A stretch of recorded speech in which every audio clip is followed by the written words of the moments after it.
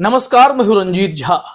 राहुल गांधी जब संसद में थे तो उस वक्त उन्होंने गौतम अडानी को लेकर प्रधानमंत्री मोदी से एक तीखा सवाल पूछा था कि ऐसा कौन सा जादू हुआ कि 690 नंबर से गौतम अडानी दूसरे नंबर के अमीरों की सूची में शुमार हो गए। फिर उसके बाद राहुल गांधी की सांसदी चली जाती है। वो संसद में अब भाग नहीं ले पा रहे हैं। उन पर सुनवाई 4 अगस्त को होने वाली है। अब इस सवाल का जवाब अगर आप समझना चाहते हैं तो इस खबर के अंत तक बने रहिएगा और एक ट्रेल को जरा फॉलो कीजिएगा। फिर आप भी कमेंट में जवाब दीजिएगा, क्या वाकई में राहुल गांधी जो सवाल पूछ रहे थे उसका यही कुछ जवाब है।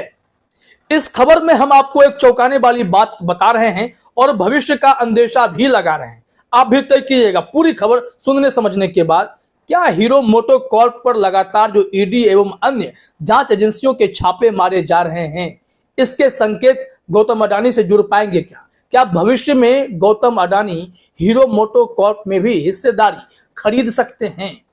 हम इसकी चर्चा थोड़ा आगे करेंगे क्योंकि गौतम अडानी का सपना भी कुछ ऐसा ही मालूम पड़ता है। अब आते हैं सीधे तौर पर मुद्दे पर।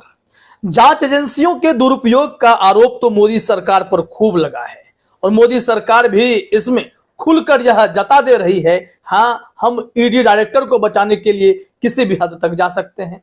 सीबीआई हो, इनकम टैक्स हो, उसका उपयोग सरकार कैसे कैसे कर रही है यह पूरा देश देख रहा है। सिर्फ और सिर्फ विपक्ष को डराने के लिए ही नहीं, गौतम अडानी को कई कंपनियों में हिस्सेदारी भी उसी पैटर्न पर मिलती जा रही है जैसे मोदी सरकार को या भाजपा सरकार को कह लें। अलग अलग राज्यों में विपक्षी नेताओं को तोड़ मरोड़ कर सत्ता हासिल हो रही है। दोनों का पैटर्न एक जैसा है। एक पैटर्न को आप अच्छे से समझ चुके हैं, वो पॉलिटिकल पैटर्न है। लेकिन इस वक्त जिसकी हम चर्चा कर रहे हैं उसे जरा गौर से समझिएगा। आज एक खबर आई है कि सांघी सीमेंट इंडस्ट्रीज पर गौतम अडानी ने अब अपना हक जमा लिया है। अधिग्रहण हो चला है।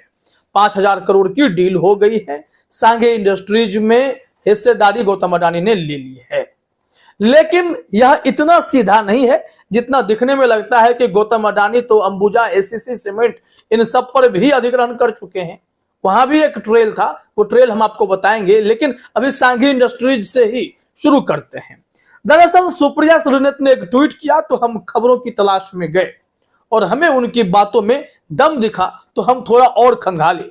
फिर पता चला कि गौतम अडानी जिन जिन कंपनियों पर अधिग्रहण करते आ गए हैं उन सब कंपनियों के पीछे जांच एजेंसियों ने भी धावा दिया था। यानी कि जांच एजेंसियां उनके पीछे पड़ी थी और बाद में वो कंपनी सीधे तौर पर गौतम अडानी के पास खिंचती चली आई है, जैसे कि आज सांघी इंडस्ट्रीज आई है। कैसे कुछ हुआ है इसको लेकर सबसे पहले हम लोग सुप्रिया श्रीनेत के ट्वीट को देखते हैं। सुप्रिया श्रीनेत ने लिखा है, placing some facts here, draw your own inferences. April 2023, Shree cement plans to buy Sanghi industries. इस संबंध में खबर भी है, वो भी हम आपको सीरीज में दिखा देंगे। पहले सुप्रिया श्रीनेत के थ्रेड को कंप्लीट कर लेते हैं।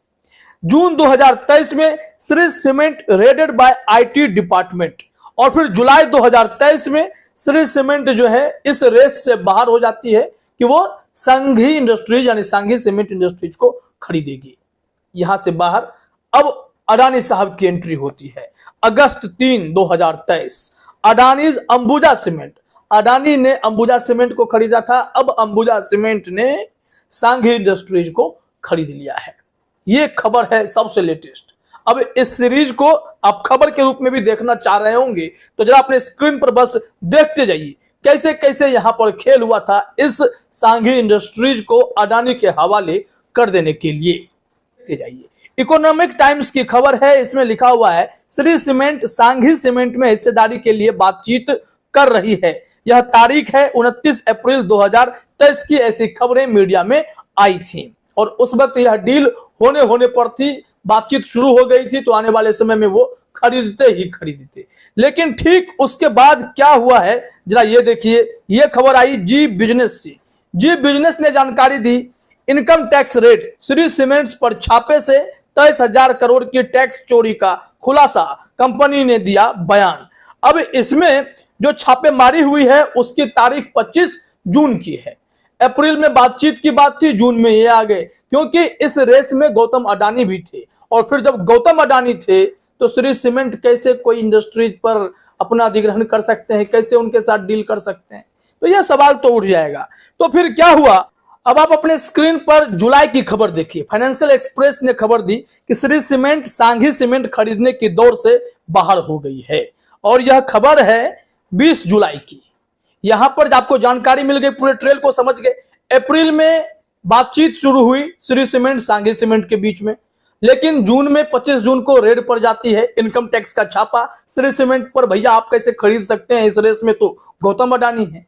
और फिर गौतम अडानी इसको खरीदेंगे, जब यह फाइनल हो गया तो जुलाई में श्री सीमेंट यहां से बाहर हो जाते हैं, क्योंकि छापा जो पड़ चला था। और अब अगस्त में यह खबर आ ही गई, जिसे आप सब ने देखा, आज तक पर भी यह खबर है, दुनिया भर की वेबसाइट पर है कि हो गई डील, गौतम अडानी ने खरीदी सीमेंट सेक्टर की ये बड़ी कंपनी।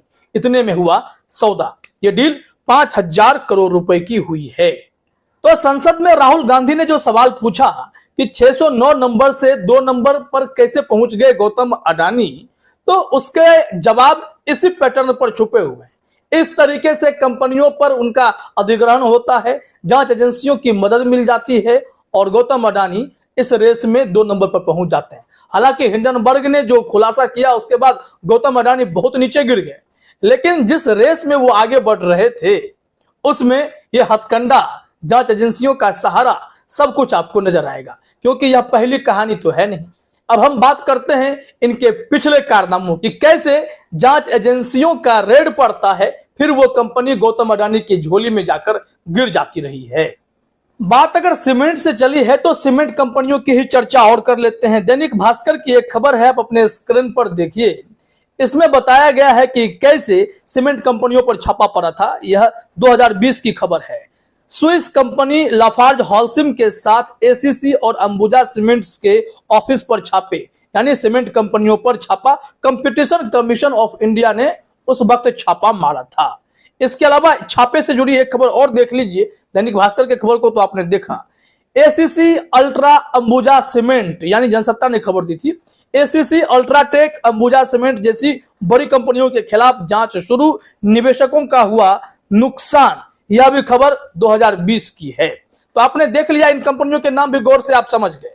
अब सीधे आइए यहां से आप जी बिजनेस की खबर पर इस हेडलाइन को देख लीजिए। है 16 सितंबर 2022 की, और इसमें हेडलाइन है, अडानी ग्रुप ने किया एसीसी और अंबुजा सीमेंट का अधिग्रहण, बनी देश का दूसरी सबसे बड़ी सीमेंट कंपनी। अब देश की दूसरी सबसे बड़ी सीमेंट कंपनी बन गई है। अडानी ग्रुप ने उन्हीं कंपनियों पर, उन्हीं सीमेंट कंपनियों पर कब्जा किया जिनमें बीते साल ही रेड पड़ी थी, छापा पड़ा था कंपटीशन कमीशन इंडिया का। अब इस तरीके से गौतम अडानी के झोली में यह सीमेंट कंपनी भी आकर गिरी। अब बात 2 मीडिया कंपनी की भी कर लीजिए। एनडीटीवी, बहुत चर्चित यह विषय था कि कैसे एनडीटीवी के मालिकों पर ताबड़तोड़ छापे मारे गए। प्रणय रॉय पर, राधिका रॉय पर सीबीआई का छापा पड़ गया, उनके घरों पर रेड पड़ी। यह खबर आपने देखी होगी, नहीं देखी होगी तो हेडलाइन हम आपको याद दिला देते हैं। यह हिंदुस्तान टाइम्स की खबर है। इसमें लिखा गया है, बैंक धोखाधड़ी को लेकर एनडीटीवी के प्रणय रॉय और उनकी पत्नी पर सीबीआई ने छापा मारा। चैनल ने विच हंट का आरोप लगाया। चैनल ने पलटवार भी किया था, लेकिन इस पर छापेमारी इन लोगों पर हो गई। फिर उसके बाद खबर आई कि एनडीटीवी पर अब गौतम अडानी का मालिकाना हक हो गया है, और रवीश कुमार भी उसके बाद इस्तीफा दे दिए थे। तो इस तरीके से गौतम अडानी की झोली में एनडीटीवी भी आकर गिरी। यानी 690 नंबर से दूसरे नंबर के अमीर गौतम अडानी कैसे बनते गए और जांच एजेंसियों ने कितनी मदद की, इससे आप बहुत आसानी से समझ रहे होंगे। यह राहुल गांधी के सवाल का हो सकता है कि यथासंभव जवाब भी हो। इसमें आइए क्विंट मीडिया की भी बात कर लेते हैं। क्विंट मीडिया के यहां भी छापेमारी हुई थी, इनकम टैक्स का छापा पड़ा था, और उसके बाद क्विंट मीडिया में 49% की हिस्सेदारी गौतम अडानी ने खरीद ली थी। यानी जिस पर जांच एजेंसियों का छापा मारा गया, उसके ही कुछ समय के बाद या एक आध साल के गैप के बाद वो कंपनी गौतम अडानी की झोली में आकर गिर जाती रही है।